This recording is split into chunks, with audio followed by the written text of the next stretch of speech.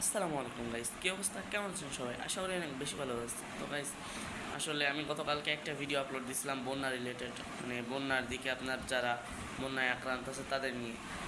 আমি ওখানে বলছিলাম যে বোর্ডের বিষয়টা, আলহামদুলিল্লাহ আমি ওরান ফায়ার ভিডিও থেকে শুনতে পারছি যে অনেক বোর্ড গেছে। ইভেন ফ্রি ফায়ার কমিউনিটি থেকেও আমি শুনছিলাম যে, কিন্তু ভাই মানে মানুষের বিবেক কি আপনারা একটু কল্পনা করেন যে মানে মানুষ এখন বিপদে, তাদেরকে বাঁচানোর জন্য আরও কোথায় বোর্ডের ভাড়া কম রাখবে কি তারা? একটা বোর্ড একদিনের জন্য ডিমান্ড করছে 1 লক্ষ টাকা। মানে কথাটা ভাবেন, বোঝেন, 1 লক্ষ টাকা যদি একটা বোর্ডের ডিমান্ড হয়, তাহলে যদি যারা ত্রাণ নিয়ে যাচ্ছে তাদের হয়তো বাজেটই হয়তো 2 লাখ টাকা না ত্রাণের, কিন্তু তারা যদি 1 লাখ টাকাই যদি বোর্ডের পেছনে নষ্ট করে, তাহলে বাকি টাকা দিয়ে তারা ত্রাণ কিনবে কি, সেগুলো প্যাকিং করে নিয়ে যাবে কি, নিয়ে আসবে কি? মানে কথাটা একটু বোঝেন। তো যারা যারা আমার ভিডিওতে দেখছেন, যদি কোনো বোর্ড মানে যাদের বোর্ড আছে বা বোর্ড যারা ভাড়ায় দেন, দয়া করে অন্তত কমাই রাখেন বা আগের রেটে নিয়ে নিন। আল্লাহর ওয়াস্তে, আল্লাহর ওয়াস্তে আমি কখনো ভিডিওর ভিতরে এইভাবে এসে কখনো বলিনি। আল্লাহর ওয়াস্তে আপনারা বোর্ডের ভাড়াটা কমাই নিয়েন, অ্যান্ড তো ওইভাবে ডিমান্ড করেন না যে 1 লক্ষ টাকা।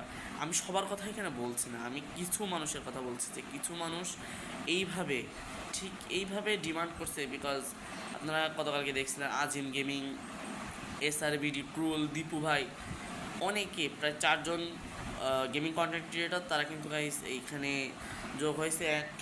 তারা মানে ত্রাণ তুলছে, ত্রাণের জন্য আবার হচ্ছে তার অডিয়েন্সের কাছে তারা বলছে, তাদের অডিয়েন্স আলহামদুলিল্লাহ অনেকটাই দিয়েছে। আমি যতদূর লাইভ দেখছিলাম অনেকটাই দিয়েছে। তারপরে আপনার পরে আমি নাজিম ভাইয়ের ভিডিও থেকে জানতে পারলাম যে তারা যখন, অর্থাৎ আজিম গেমিংয়ের ভাই ছোটো ভাই নাজিম ভাই, তার ভিডিও থেকে জানতে পারলাম যে তারা একটা বোর্ড খুঁজে পায় না একটা বোর্ড পাইছে, তার ডিমান্ড করছে 1 লক্ষ টাকা। মানে মানুষের বিবেক বুদ্ধি কতটা নিচ, কতটা নিম্ন হলে এইভাবে চাইতে পারি।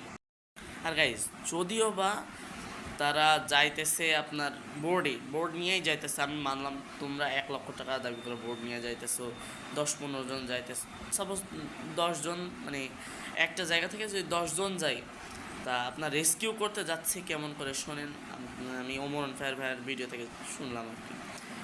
যাইতাছে আপনার ওই পাশে ছাগল কান্দি না কি কান্দি বলে ওই সাইডে, অর্থাৎ ফেনী টেনির ওই সাইডে তারা যাইতাছে। ঢাকা থেকে বোর্ড নিয়ে যায়, বোর্ড নিয়ে গিয়ে আপনার ওখান থেকে বোর্ডে উঠে তারা, মানে যদি তারা 10 জন যায়, তো সে 10 জনই যাবে, 10 জনের একটা বোর্ডে মানে মানুষ ধরে 15 জন, তারা 5 জনকে মাত্র রেস্কিউ করে আনতে পারবে। কিন্তু যদি সেখানে, অর্থাৎ এই জায়গাটা পুরো আপনার বন্যা প্লাবিত, এই জায়গাটায় যদি কিছু মানুষ যদি আসে, অর্থাৎ ওখানকার যারা স্থানীয় আছে তারা একজন যাবে, বোর্ডের মাঝি একজন, 2 জন সেখানকার টিম মেম্বার, অর্থাৎ তারা যে 2 জন, মানে যে 10 জন গেছে তার মধ্যে থেকে 2 জন টিম মেম্বার যাবে। যদি এইভাবে হয়, একটা বোর্ডে ধরে 11 জন, সেখানে যদি এইভাবে তারা যায়, অন্তত সে বোর্ডে উঠবে মানে একটা বোর্ডে ধরে 15 জন, যদি তারা ওইভাবে যায়, তাহলে 11 জনকে রেস্কিউ করা সম্ভব। তো 11 জনকে যদি আপনার সাপোজ দিনে যদি 8-12 আনা যায়, 4-11-88 জনকে কিন্তু রেস্কিউ করা যাবে। তো আমি পরিশেষে আমি যারা বোর্ড বিক্রেতা বা বোর্ড যারা ভাড়া দেয়, আমি তাদের কাছে একটাই বিনীত অনুরোধ রাখবো, দয়া করে আপনারা এই কাজগুলো করিয়েন না। এই কাজগুলো দ্বারা যে আমাদের, মানে যারা আপনার, সাপোজ যদি ওই জায়গায় তারা না থেকে যদি আপনি থাকতেন, আপনার সন্তান থাকতো, আপনার মা বাবা থাকতো, আপনার ভাই বোন থাকতো, আপনি কি করতেন?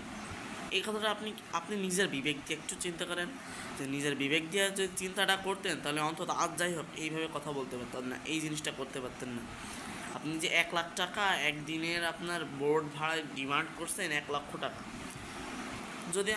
যদি ভিডিওটা যায় আপনার সামনে, তা আপনি একটু নিজের বিবেক দিয়ে ভাইবেন যে না, এই ভিডিওটা কথাগুলা আমি মিথ্যা বলছি কি সত্য বলছি, আপনি নিজের দিয়ে ভাইবেন যে যদি সাপোজ ওই জায়গায় যদি আপনার মা বাবা থাকতো, আপনার ভাই বোন থাকতো, আপনার ফ্যামিলির কেউ থাকতো, কি হইতো? আর যারা আপনার রেস্কিউ করতে গিয়েছে বা যারা আপনার এই মানে ঢাকা থেকে, ঢাকার বাইরে থেকে গিয়েছে। দয়া করে আমি আপনাদের কাছেও বিনীত অনুরোধ করছি, অন্তত আপনারা আপনার বোর্ডে যে কজন গিয়েছেন, ইভেন আমি শুনছিলাম যে নাকি বোর্ডে বিরিয়ানি পিকনিক করছে সে বন্যার মধ্যে। মানে মানুষের কমন সেন্স কতটুকু, মানে বিবেক বুদ্ধি কতটুকু হারা হলে তারা এই পর্যায়ে যেতে পারে, মানে মানুষের মনুষ্যত্ব কতটুকু হারা হলে তারা এই পর্যায়ে যেতে পারে। একটু ভাবেন, একটু ভাবার চেষ্টা করেন মানুষের মনুষ্যত্বটা মানে কত নীচ। তারা যদি ওই বিরিয়ানি, মানে বোর্ডে তারা নাকি পিকনিক করতেছে, আবার তার উপরে আবার আচ্ছা পিকনিক করুক, ধরলাম খাইছেন, কিন্তু ওইখানকার মানুষ যারা না খেয়ে আছে অন্তত তাদের মুখের দিকে তাকান। আপনারা 10 জন যাইতেছেন, সে 10 জনই সে বোর্ডে যাইতেছেন। আবার শুনছিলাম যে বোর্ডে যাওয়ার সময় মানে যাওয়া নিয়ে নাকি মারামারি বাইতে গেছে। ভাবেন তাই, এই হচ্ছে আমরা বাঙালি। এদিকে আমরা কি করতেছি, মানুষ রেস্কিউয়ের জায়গায় আমরা 10 জন যাইতেছি এক বোর্ডে, মাত্র 5 জনকে রেস্কিউ করে আনা যাচ্ছে।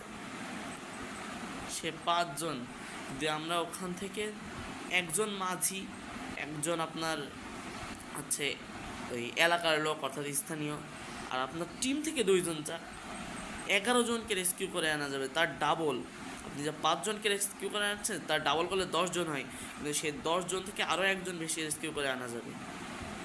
তো পরিশেষে আমি এই কথাটাই বলবো, অন্তত আজ যাই হোক কেউ এরম করিয়েন না। আর আমি যদি কোনো ভুল ভ্রান্তি বা কোনো যদি ভুল কথা বলে থাকি আমাকে ক্ষমা দৃষ্টিতে দেখবেন অবশ্যই। আর আল্লাহর রাস্তে কেউ এরকম কাজ করিয়েন না। আমি প্রয়োজন আপনার হাত জোর করতেও রাজি আছি, বাট এরকম মানে এই কোয়ালিটির কোনো কাজ করিয়েন না, যাতে আমাদের এই দেশ স্বাধীনের পর এইভাবে আমাদেরকে কোনোভাবে কথা বলতে হয়। তো ভালো থাকবেন, সুস্থ থাকবেন এবং বন্যার্থীদের জন্য দোয়া করবেন, তাদের পাশে দাঁড়াবেন। আল্লাহ হাফেজ।